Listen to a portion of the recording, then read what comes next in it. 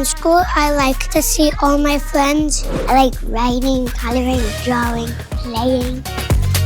School's not scary, but it is kind of boring. Have a great day at school.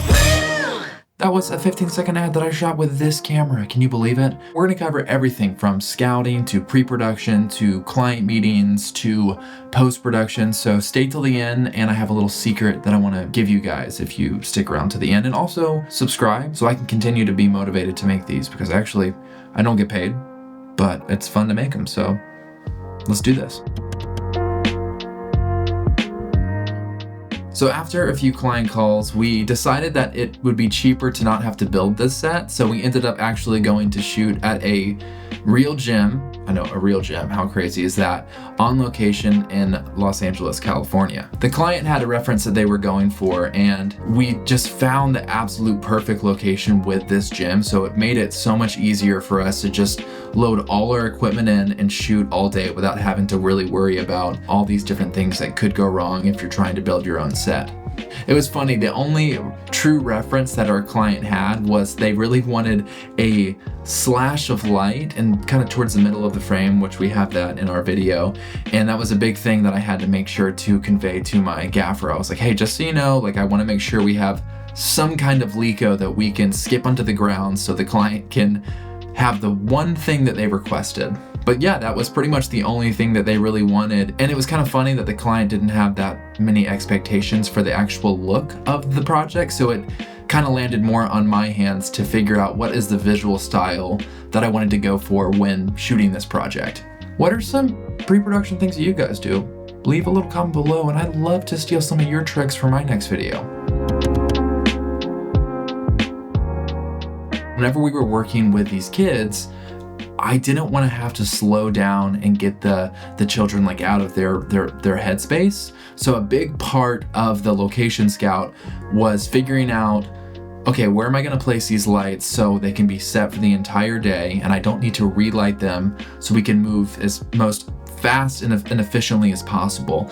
And I only had, one gaffer with just one grip for him, so I really needed to make sure that we had a solid plan so I didn't have to go through and relight whenever we were doing like the close-ups. The only thing I wanted to be able to do if we were going in for close-ups is move one light. That was my rule that I set for myself. So whenever we walked into this room, I actually was going to black out all of these windows because I wanted to have the most control of the light. But after I used an app called Sunseeker, I saw that all the light was gonna be pretty much in a consistent pattern. So I knew that I wouldn't have to compete too much with the sun. And I think a big thing that is just really helpful when trying to location scout is you need to figure out where the sun's gonna be so you can either work with it or work against it. And in this circumstance, I wanted to work with it. So with the sun coming up in this certain direction here, I knew that I would have ambient light throughout the gym, and all I had to do was basically bring the levels up with my key light to be able to have some dimension in my image. I think a big thing with location scouting is that you can kind of figure out a general idea of the framing that you want to go for whenever you are trying to find your exact shot that you want to use. So what I do is I use an app called Cartridge, and I actually only had about 20 to 30 minutes on this location scout.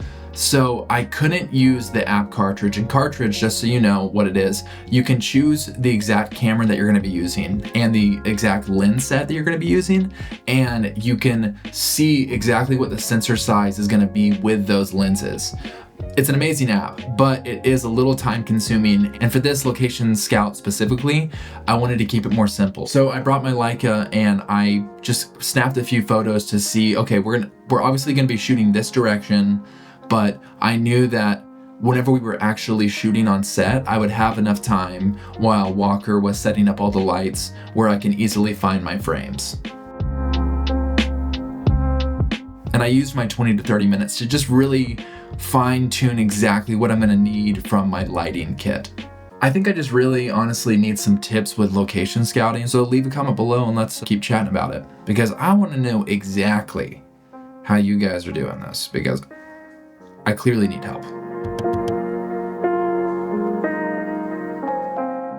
part of the reason that I ended up going with the FX3 was because this camera looks so small. And whenever you're shooting with, especially kids, you want them to be, fun and loose so they can just be themselves on camera. So a big part of it was just to try to not intimidate them because, being on camera is intimidating sometimes. I also had a signal with the director where I would just do some kind of like peace sign, and I turned off the tallies on the front of the camera so the kids would never know if I was rolling or not rolling. Let's talk about lights. The key light was a 2400B Nanlux through an 8x8 muslin with a grid on the front of it just to make sure that the light wasn't spilling everywhere. And right here as the eye light for the kids, and I would move this light in and out if I was doing close-ups. That was a Vortex 4 through a Chimera with a grid on the front, and that's going through a 4x4 Opal. And this backlight that's like hitting the ground right here, that is a 1200B with a Leco attachment, and that has like a little window effect that's inside of that Leco. And this background light that I have, we actually added this as like, I just needed a little bit more on the texture of the curtain, like the red curtain in the background. And it's basically just another Vortex shooting into a white bounce. And I have a black floppy on the left side of it, so it's not spilling onto the background. So I think with lighting, you really just want to make sure that you are controlling it and it looks like it's intentional, because if you're just shooting a ton of lights, you're gonna have a lot of spill, and you just want to try to control it.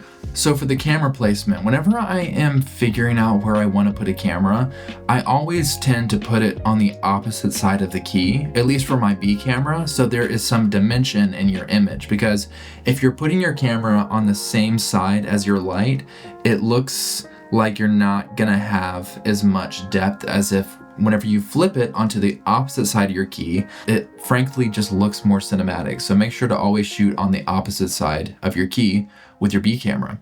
So the client was actually not on set, which made it a little bit challenging. So they asked if they could have some kind of live stream so they can see what we were shooting, or just at least see the kids' reactions.